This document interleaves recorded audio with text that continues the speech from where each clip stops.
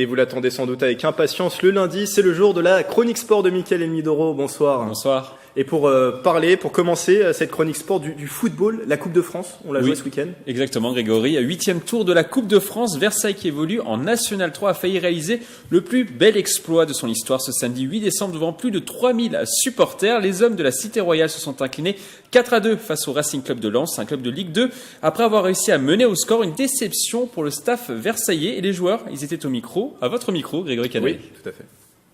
Malgré tout, il y a la défaite. Donc la défaite, parce qu'on abordait ce match-là pour pouvoir le remporter. On n'a pas remporté ce match. Mais je tiens à saluer le courage, l'abnégation et le cœur que mes joueurs ont mis sur ce match. Au fil du match et de cette seconde mi-temps, on a pris un but assez vite et on a baissé physiquement et c'est là où ça a été plus dur pour nous. Très très belle ambiance en tout cas, Grégory, pour ce 8e tour de Coupe de France. C'est vrai que les ultras étaient au rendez-vous. Toujours.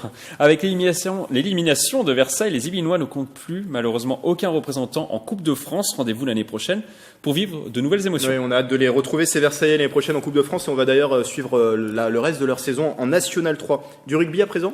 Un derby à rebondissement entre Chevreuse et le Sky Rugby dans le championnat honneur. Plus fort physiquement, les Chevrotins, archi favoris de la rencontre, ont dominé les débats, mais ils se sont fait très peur dans cette rencontre face à des Saint-Quentinois qui n'ont rien lâché.